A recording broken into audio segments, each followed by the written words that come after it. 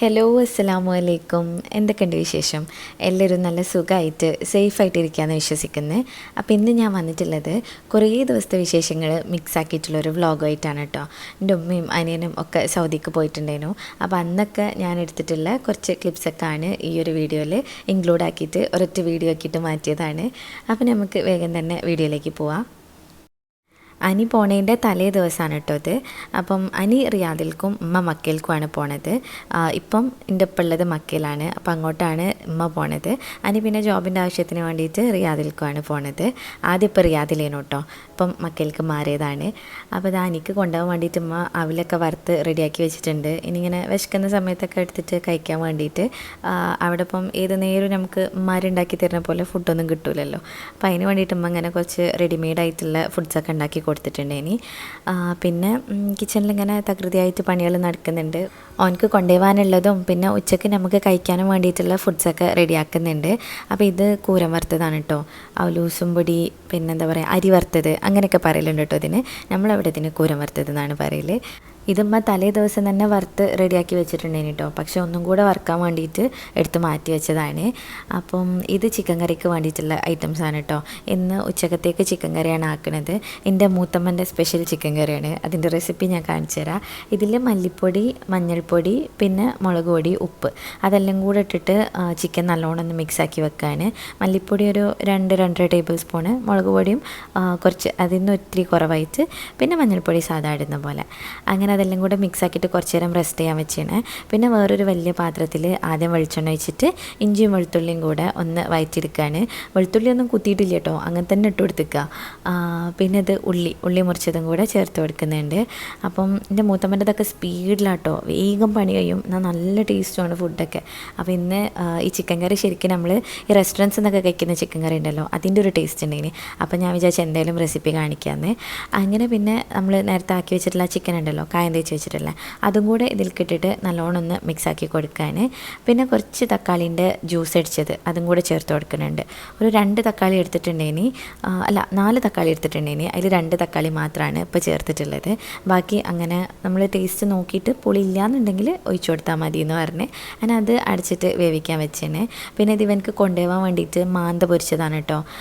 മാന്തൾ എന്ന് പറയുന്ന ആ ഒരു മീൻ പൊരിച്ചെടുത്തിട്ടുള്ളതാണ്. അനി പോണത് ഇപ്പം ആദ്യം നിന്നിട്ടുള്ള ബാച്ചിലേഴ്സ് റൂമിലേക്കാണ് കേട്ടോ. അപ്പോൾ അവിടെ ഉള്ളവർക്കൊക്കെ കൊടുക്കാൻ വേണ്ടിയിട്ടൊക്കെയാണ് ഇതൊക്കെ റെഡിയാക്കിയിട്ടുള്ളത്. ഇപ്പം ചിക്കൻ കറി ഓൾമോസ്റ്റ് റെഡി ആയിക്കുന്നത്. ഇനി കുറച്ച് സാധനങ്ങളും കൂടെ ചേർക്കാനുണ്ട്, അതും കൂടെ ഞാൻ കാണിച്ചു തരാം. പിന്നെ ഇവിടെ അമ്മ കൂരം വറുത്തത് ഒന്നും കൂടെ വറുത്തെടുക്കുന്നുണ്ട് കേട്ടോ. അപ്പം ലോ ഫ്ലെയിമിലിട്ടിട്ട് വേണം ഇത് ചെയ്യാനായിട്ട്, അല്ലെങ്കിൽ പെട്ടെന്ന് തന്നെ അടി പിടിക്കും. അങ്ങനെ അത് ഒരു സൈഡിലൂടെ നടക്കുന്നുണ്ട്. ഈ ചിക്കൻ കറിയിലേക്ക് ഇനി ചേർക്കുന്നത് മസാലയാണ്, മസാലപ്പൊടി ഉണ്ടാവുമല്ലോ, ചിക്കൻ മസാലേൻ്റെ പൊടി, അതാണ് ഇട്ട് കൊടുക്കുന്നത്. എന്നിട്ട് നല്ലോണം ഒന്ന് മിക്സാക്കി കൊടുക്കുന്നുണ്ട്. പിന്നെ ഇതിലേക്ക് കറിവേപ്പിലയും അതുപോലെ മല്ലിയിലയും അതെല്ലാം കൂടെ ഇട്ട് കൊടുത്തിട്ട് കുറച്ച് സമയം ഒന്ന് അടച്ചു വെക്കും. അപ്പോൾ അതിൻ്റെയൊക്കെ ആ ഒരു ഫ്ലേവറൊക്കെ കറിയിലേക്ക് ഇറങ്ങി വരും. നല്ല ടേസ്റ്റുള്ളൊരു കറിയാണ് കേട്ടോ. സാധാ ചോറിൻ്റെ കൂടെയൊക്കെ കഴിക്കാൻ അടിപൊളിയേനു. പിന്നെ കുറച്ച് കഴിഞ്ഞപ്പം എനിക്കൊരു കൊറിയർ വന്നേനു കേട്ടോ. ദ ഡിവൈൻ ഫുഡ്സ് എന്ന് പറഞ്ഞിട്ടുള്ള ബ്രാൻഡിൽ നിന്ന് അയച്ചു തന്നിട്ടുള്ള കുറച്ച് പ്രൊഡക്ട്സാണിത്. അപ്പോൾ ഓരോന്നോരോന്നായിട്ട് ഞാൻ കാണിച്ചു തരാം. ഞാൻ മുന്നേ ഇവരുടെ പ്രൊഡക്ട്സ് യൂസ് ചെയ്ത് നോക്കിയിട്ടുണ്ട്. നല്ലതാണ്, നല്ല ക്വാളിറ്റി ഉള്ളതാണ്. ഇവരുടെ സോപ്പൊക്കെ അടിപൊളിയാണ്, എനിക്ക് ഭയങ്കര ഇഷ്ടമായിട്ടുള്ളതാണ്. അപ്പോൾ ഒരു പുതിയ കുറച്ച് പ്രൊഡക്ട്സ് ലോഞ്ച് ചെയ്ത് കഴിഞ്ഞപ്പം അയച്ചു തന്നിട്ടുള്ളതാണ് കേട്ടോ. ആദ്യം തന്നെ ഒരു ജാം പോലത്തെ സംഭവമാണ്, ഗുൽഖണ്ഡ് റോസ് പെറ്റൽ എന്ന് പറഞ്ഞിട്ട്. അത് വേണമെങ്കിൽ നമുക്ക് ബ്രെഡിൽ ഇങ്ങനെ സ്പ്രെഡ് ചെയ്തിട്ട് ജാം പോലെ കഴിക്കാൻ പറ്റും, അല്ലെങ്കിൽ പാലിൽ മിക്സ് ചെയ്തിട്ട് കഴിക്കാം. അതും അല്ലെങ്കിൽ ഒരു ഡിസേർട്ടൊക്കെ പോലെ നമുക്കിങ്ങനെ വെറുതെ സ്പൂണിലെടുത്തിട്ട് കഴിക്കാനും പറ്റും.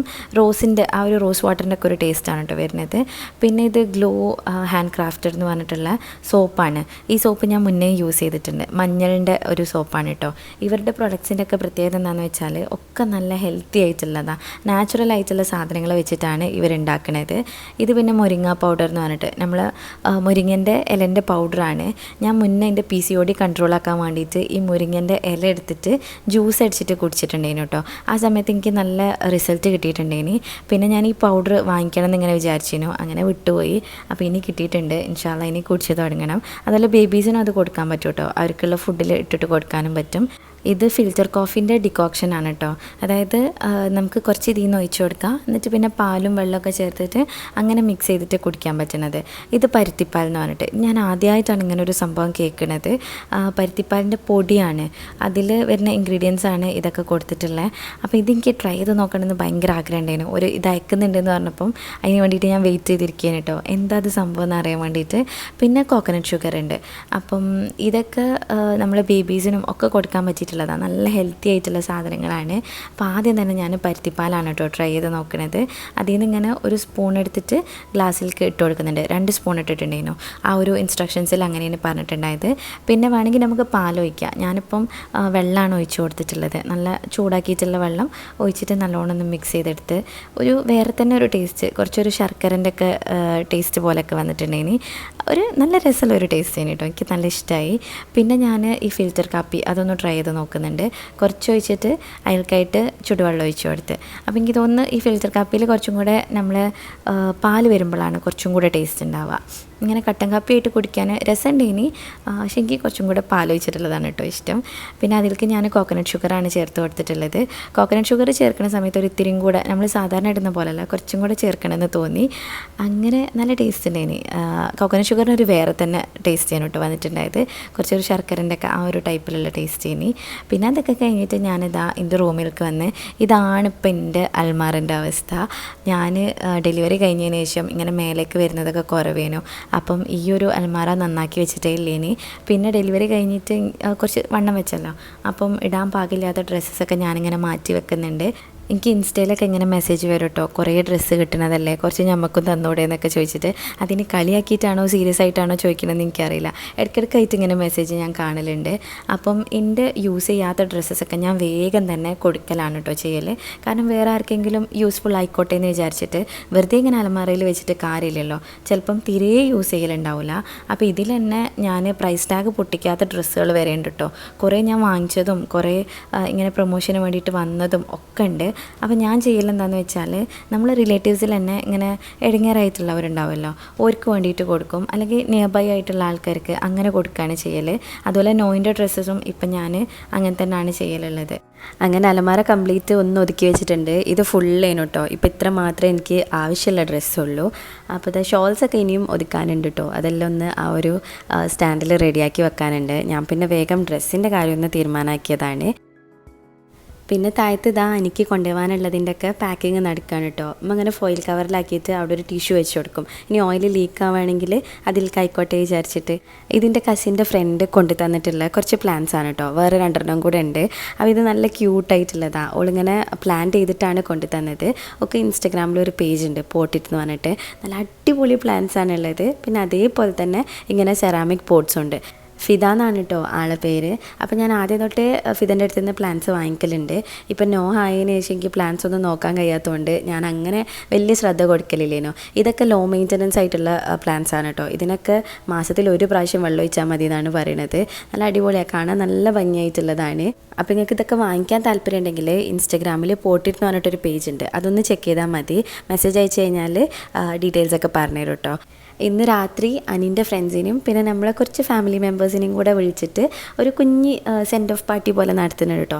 വലിയ പരിപാടിയൊന്നുമല്ല, എന്നാലും എനിക്ക് കുറേ ആയിട്ടുള്ള ആഗ്രഹമായിരുന്നു അവൻ്റെ ഫ്രണ്ട്സിനെ വിളിക്കണം വീട്ടിലേക്ക് എന്നുള്ളത്. അപ്പോൾ ഇനി അവൻ പോവല്ലേ ഏതായാലും, ആ ഒരു സമയത്ത് ഇത് നടത്താമെന്ന് വിചാരിച്ച് ഞാൻ ആദ്യം തന്നെ നോയിൻ്റെ സാധനങ്ങളൊക്കെ ഒരു സൈഡിലേക്ക് കൊണ്ടുവച്ചേന്. അങ്ങനെ ഇപ്പം കസിൻസൊക്കെ ഇങ്ങനെ വന്ന് തുടങ്ങിയാണ് കേട്ടോ. ഇതിൻ്റെ ഏറ്റവും വലിയ താത്തയാണ്, മുത്താപ്പൻ്റെ മോളാണ്. അങ്ങനെ ഓരോരുത്തരായിട്ട് വന്നുകൊണ്ടിരിക്കുന്നുണ്ട്, അവൻ്റെ ഫ്രണ്ട്സും ഒക്കെ എത്തിക്കുന്നത്. അപ്പം ഒരു ചെറിയൊരു പരിപാടിയാണ്, അങ്ങനെ വലിയ പരിപാടിയായിട്ടൊന്നും നടത്തുന്നില്ല, കുറച്ച് ആൾക്കാർ മാത്രമുള്ളൊരു കുഞ്ഞി പാർട്ടി പോലെ. എന്നാലും പുറത്തൊക്കെ ചെയർ ഇട്ടുണ്ട് കേട്ടോ. നമ്മൾ ഉള്ളിൽ ഒരു കുഞ്ഞു ടേബിളല്ലേ ഉള്ളൂ, അപ്പോൾ അതിലെല്ലാവർക്കും കൂടെ ഇങ്ങനെ ട്രിപ്പായിട്ട് ഇരിക്കേണ്ടി വരുമല്ലോ, അത് വിചാരിച്ചിട്ട് പുറത്ത് ചെയറും ടേബിളൊക്കെ ഇട്ടിട്ടുണ്ട്. ഇതിപ്പം ഫുഡൊക്കെ റെഡി ആയതുകൊണ്ടിരിക്കുകയാണ്. ബിരിയാണി നമ്മൾ പുറത്തുനിന്ന് വെപ്പിച്ചിട്ടാണ് കൊണ്ടുവന്നത്. പിന്നെ നെയ്ച്ചോറും കോഴിക്കറിയും അതെല്ലാം ഇവിടെ ആക്കുന്നുണ്ട്. ഇതിപ്പം ബിരിയാണി ദമ്മ് പൊട്ടിക്കാൻ വേണ്ടിയിട്ട് ഒക്കെ റെഡിയാക്കി വെച്ചിരിക്കുകയാണ് കേട്ടോ. കുറച്ചും കൂടെ ഫ്രണ്ട്സ് വരാനുണ്ട്, ഓര് വന്നിട്ട് ചെയ്യാമെന്ന് വിചാരിച്ചിട്ട് അങ്ങനെ വെച്ചിരിക്കുകയാണ്. അപ്പോൾ എനിക്ക് നല്ല ടെൻഷൻ ഉണ്ടായിന് കേട്ടോ പോണ ആ ഒരു സമയം. അപ്പം അതുവരെ അവൻ നല്ല എക്സൈറ്റ്മെൻറ്റിലേനി. അവന് പക്ഷെ ഉമ്മനെ വിട്ടിട്ട് ഇങ്ങനെ നിന്നിട്ടേ ഇല്ല. ചെറിയ മോനായതുകൊണ്ട് എങ്ങോട്ട് പോവുകയാണെങ്കിലും ഓനും ഉമ്മയാണ് കേട്ടോ എപ്പോഴും കൂടെ ഉണ്ടാവുക. ഞാനും സെബിയും പിന്നെയും ഉമ്മനെ ഇപ്പനെയൊക്കെ വിട്ടിട്ട് അങ്ങനെ നിൽക്കുന്നത്. ഞാൻ പിന്നെ കല്യാണം കഴിഞ്ഞപ്പം അങ്ങനെ പോയല്ലോ. സെബി ആണെങ്കിൽ ഹോസ്റ്റലിലാണ് പഠിച്ചത്. അപ്പോൾ ഓന് ഒരു 4-5 വർഷം അങ്ങനെ നിന്നിട്ടുണ്ട്. പിന്നെ ജോബിനൊക്കെ പോയിക്കുന്നത്. അനി ആദ്യമായിട്ടാണ് ഇമ്മനെ വിട്ടിട്ട് നിൽക്കാൻ പോണത്. അപ്പോൾ എനിക്ക് അതിൻ്റെ ഒരു ടെൻഷൻ തലേ ദിവസം മുതലേ മുഖത്ത് ഇങ്ങനെ കാണുന്നുണ്ടേനെ. ഒരു ബേജാറുള്ള പോലെ ഉണ്ടേനു. പറഞ്ഞിട്ട് കാര്യമില്ലല്ലോ, ഇങ്ങനെ പുറം നാട്ടിൽ പോയി നിൽക്കല്ലേ, ആരുമില്ലാതെ ഫാമിലി മെമ്പേഴ്സൊന്നും ഇല്ലാതെ നിൽക്കല്ലേ, അപ്പോൾ ഒരു ഇടങ്ങേറുണ്ടാവുമല്ലോ, അതിൻ്റെയൊക്കെ ഒരു ബേജാറാണ്. പിന്നെ ഇതപ്പം ഫുഡൊക്കെ സെർവ് ചെയ്ത് റെഡിയാക്കാനായിട്ട് തുടങ്ങിയിരിക്കുന്നത്. ഇതൊക്കെ എൻ്റെ കസിൻസാണ് കേട്ടോ. ഓരെന്നാണ് എല്ലാം സെറ്റാക്കണത്. അനി ഉമ്മയും 2-3 ദിവസത്തെ ഗ്യാപ്പിലാണ് കേട്ടോ പോണത്. ആദ്യം അനി പോവും, പിന്നെ ഒരു 3-4 ദിവസം കഴിഞ്ഞിട്ട് ഉമ്മ പോവും. അങ്ങനെയാണ് ഉണ്ടായിനെ. അപ്പോൾ അതിന് മുന്നേ നമുക്ക് വീട് കംപ്ലീറ്റ് ഒതുക്കാനുണ്ടേനി. ഈ കിച്ചൺ മൊത്തം ക്ലീൻ ചെയ്യണമല്ലോ, പൂട്ടിയിടാൻ പോണ വീടാണ്. അപ്പോൾ അതിന് മുന്നേ കിച്ചണിലുള്ള കാര്യങ്ങളൊക്കെ ഒഴിവാക്കണം, ഫുൾ സെറ്റാക്കിയിട്ട് വേണം പോകാൻ വേണ്ടിയിട്ട്. അതൊരു വലിയ ടാസ്ക് തന്നെയാണ് കേട്ടോ. ഈ ഫ്രിഡ്ജ് ക്ലീൻ ചെയ്യുക, കിച്ചണിലുള്ള സാധനങ്ങൾ റെഡിയാക്കുക എന്നൊക്കെ പറയുന്നത്. അതിനൊക്കെ ഹെൽപ്പ് ചെയ്തത് എൻ്റെ മൂത്താപ്പയും മൂത്തമ്മേനും. ഓരാണ് ഫുൾ റെഡിയാക്കിയത്. നമ്മളെ വീട് മൊത്തത്തിൽ ക്ലീൻ ചെയ്തത് ഓര് 2 പേരും കൂടെയാണ്. എല്ലാ സാധനം ഒതുക്കിയതും ഒക്കെ. ഇവർ 2 പേരും ഇല്ലെങ്കിൽ നമ്മൾ എന്ത് ചെയ്യുമെന്ന് ഇങ്ങനെ ആലോചിച്ച് നിന്നീനു കേട്ടോ. കാരണം നോയിനെ കൊണ്ട് എനിക്കൊന്നിനും ഹെൽപ്പ് ചെയ്യാൻ കഴിയുന്നില്ല ഇനി. പിന്നെ ഉമ്മക്കാണെങ്കിലും ചെയ്യുന്നതിനൊരു പരിധി ഉണ്ടല്ലോ, കൂടെ ഒരാളില്ലെങ്കിൽ ഒന്നും നടക്കില്ല. അങ്ങനെ അൽഹംദുലില്ലാ മൂത്തമ്മയും ഉള്ളതുകൊണ്ട് എല്ലാം നല്ല സെറ്റായിട്ടുണ്ട്. ഇനി പിന്നെ ഇന്നത്തെ പരിപാടികൾ ചോറൊക്കെ വിളമ്പീന് കേട്ടോ. ഞാനിപ്പോൾ നോയിനെ ഉറക്കാൻ വേണ്ടി കൊണ്ടുവന്നതാണ്. ഇങ്ങനെ തലയിട്ട് നോക്കുന്നൊരു പരിപാടി ഉണ്ട് ഇപ്പം. അപ്പോൾ ഓനെ ഉറക്കിയതിന് ശേഷം ഇവിടെ ഫുഡെല്ലാം സെർവ് ചെയ്തിരിക്കുന്നത്. ഫാമിലി എല്ലാവരും ഉള്ളിലായിരുന്നു കേട്ടോ കഴിച്ചിട്ടുണ്ടായത്. അപ്പം നമ്മളെല്ലാവരും ഇങ്ങനെ ബാക്കിയുള്ളവരും ഇങ്ങനെ എടുത്ത് കൊണ്ടുപോകുന്നുണ്ട്. അങ്ങനെ കഴിക്കാനോ നല്ല ലേറ്റായിട്ടുണ്ട്. ഇന്ന് അനി പോകുന്ന ദിവസമാണ് കേട്ടോ. അപ്പോൾ ഓനക്ക് കൊണ്ടുപോകാനുള്ളതും ഇടാനുള്ളതൊക്കെ ഒന്നിങ്ങനെ അയൺ ചെയ്ത് റെഡിയാക്കി വെക്കുകയാണ്. പിന്നെ നമ്മൾ ലഞ്ചൊക്കെ കഴിച്ച് അതിന് ശേഷം എൻ്റെ അമ്മമാരും വല്യമ്മയും ഒക്കെ വന്നിട്ടുണ്ടേനി. പിന്നെ ഇനി അനിൻ്റെ പാക്കിങ്ങിൻ്റെ അവസാനത്തെ സെഷനാണ് കേട്ടോ. ഇങ്ങനെ ഓരോരുത്തർക്ക് കൊണ്ടുവന്നിട്ടുണ്ടേനി കൊടുക്കാനുള്ളതൊക്കെ. അപ്പോൾ അതെല്ലാം ഇതിൽ വെച്ചിട്ടൊന്ന് സെറ്റാക്കുകയാണ്. പിന്നെ അവൻ്റെ ഡ്രസ്സസും കാര്യങ്ങളും ഒക്കെ വെച്ചിട്ടുണ്ട്. അപ്പോൾ ഇവനക്ക് 20 kg ആണ് ലഗേജ് ഉള്ളത്. പിന്നെ 7 kg കയ്യിലും കൊണ്ടുപോവാം. അത്രയേ ഉള്ളൂ കേട്ടോ വെയിറ്റ് പറ്റൽ. കോഴിയുടെയൊക്കെ കൊണ്ടുവന്നിട്ടുണ്ടേനു. അതിങ്ങനെ ഓനക്ക് കഴിക്കാനും റൂമിലുള്ളവർക്കൊക്കെ കൊടുക്കാനും എല്ലാവർക്കും കൂടെ വേണ്ടിയിട്ടുള്ളതാണ്. അങ്ങനെ ലഗേജൊക്കെ സെറ്റാക്കി എല്ലാം വെയിറ്റ് കറക്റ്റാക്കി വെച്ചിട്ടുണ്ട്. അനീൻ്റെ ഫ്ലൈറ്റ് 7 സംതിങ്ങിനേനു. അപ്പോൾ ഓനെ വീട്ടിൽ നിന്ന് ഒരു 4:30-5 മണിയൊക്കെ ആകുമ്പം ഇറങ്ങാമെന്നുള്ള പ്ലാനിലാണ് കേട്ടോ. എനിക്ക് നോനെ വിട്ട് പോകുന്നതിലും ഭയങ്കര സങ്കടമുണ്ട്.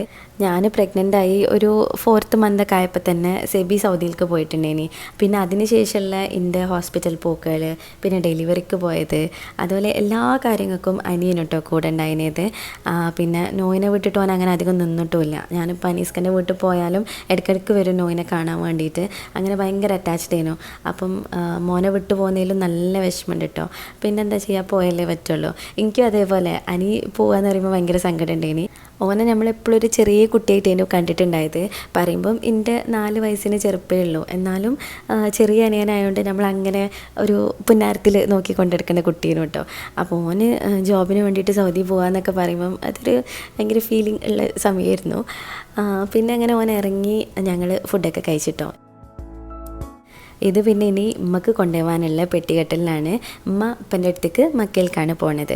ഇപ്പം റിയാദിലേനോ വർക്ക് ചെയ്തിട്ടുണ്ടായത്, പക്ഷേ ഇപ്പം മക്കത്തേക്ക് മാറിയിട്ടുണ്ട്. ഇപ്പം അങ്ങനെ ഇടയ്ക്കിടയ്ക്ക് ഇങ്ങനെ മക്കത്തേക്ക് പോയി വരലാണ് കേട്ടോ. കാരണം അവിടെയും ഉപ്പൻ്റെ കമ്പനി ഉണ്ട്. അപ്പം കുറച്ച് കാലം അവിടെ ആവും, പിന്നെ റിയാദിലാവും. അങ്ങനെ മാറിയിട്ടാണ് നിൽക്കലുള്ളത്. അങ്ങനെ ഉമ്മ ഇപ്പം മക്കയിലേക്കാണ് പോണത്. അപ്പോൾ അങ്ങോട്ടേക്ക് കൊണ്ടുപോകാനുള്ള സാധനങ്ങളൊക്കെ പാക്ക് ചെയ്തുകൊണ്ടിരിക്കുകയാണ്. നോയിനിപ്പോൾ ഞാനിങ്ങനെ ഓൻ്റെ ഒരു ബാത്തറിൽ ഇരുത്തിയേക്കാണ്, എന്നാലേ ഒതുങ്ങി നിൽക്കുള്ളൂ, അല്ലെങ്കിൽ എല്ലായിടത്തും എത്തും ആൾ. ഉമ്മൻ്റെ ഫ്ലൈറ്റ് ശരിക്കും പൊളിച്ചൊക്കെയാണ് കേട്ടോ ഉണ്ടായിരുന്നത്. പക്ഷേ അത് ഡിലേ വന്നിട്ട് വൈകുന്നേരത്തേക്ക് മാറ്റിയിട്ടുണ്ട്. വൈകുന്നേരം എന്ന് പറഞ്ഞാൽ മഗ്‌രിബിൻ്റെ ആ ഒരു സമയത്തേക്ക് മാറ്റിയിട്ടുണ്ടേനി. അങ്ങനെ നമ്മൾ വീട്ടിൽ നിന്ന് ഫുഡൊക്കെ കഴിച്ചിട്ട് ഉച്ചക്കത്തെ ചോറൊക്കെ കഴിച്ചിട്ടാണ് ഇറങ്ങിയിട്ടുണ്ടായത്. ഞാനും അനീസ്ക്കും പിന്നെ എൻ്റെ കസിൻ ഷാദും നമ്മളെല്ലാവരും കൂടാണ് ഉമ്മനെ ആക്കാൻ വേണ്ടിയിട്ട് പോയത്. ഉമ്മ പോണെന്ന് ഞാൻ അധികം വീഡിയോസൊന്നും എടുക്കാൻ നിന്നിട്ടില്ല. കാരണം ഉമ്മയും കൂടെ പോവല്ലേ. അപ്പോൾ എനിക്ക് മൊത്തത്തിലൊരു എന്തോപോലത്തെ ഒരു അവസ്ഥയിനു. അപ്പോൾ ഞാൻ അധികം വീഡിയോസൊന്നും എടുത്തിട്ടില്ല. ഇനി ഈ ഒരു സമയത്ത് മാത്രമാണ് കേട്ടോ എടുത്തത്. അങ്ങനെ എയർപോർട്ട് എത്തിയിട്ടുണ്ട്. പിന്നെ ഉമ്മ പോവാണ്. പിന്നെ ഞാൻ അടുത്ത ദിവസം തന്നെ അനീസ്കൻ്റെ വീട്ടിലേക്ക് പോയിട്ടോ. അന്ന് വീട് മൊത്തം ഒന്ന് ഒതുക്കാനുണ്ടേനു. അതിന് ശേഷം വീട് പൂട്ടിയിട്ട് ഞാൻ അനീസ്കൻ്റെ വീട്ടിലേക്ക് വീട്ടിലേക്ക് പോയി. അപ്പോൾ ഇത്രയേ ഉള്ളൂ ഇന്നത്തെ വീഡിയോ. നിങ്ങൾക്ക് എല്ലാവർക്കും വീഡിയോ ഇഷ്ടമായിട്ടുണ്ടാവുമെന്ന് വിചാരിക്കുന്നത്. ഇഷ്ടമായിക്കാണെങ്കിൽ ലൈക്ക് ചെയ്യുക, ഷെയർ ചെയ്യുക, പ്രീവിയസ് വീഡിയോസൊക്കെ കാണുക. ഇനിയും ഇതുപോലത്തെ വീഡിയോസിനായിട്ട് മിസ്സസ് മലബാറിലേക്ക് സബ്സ്ക്രൈബ് ചെയ്യുക. താങ്ക്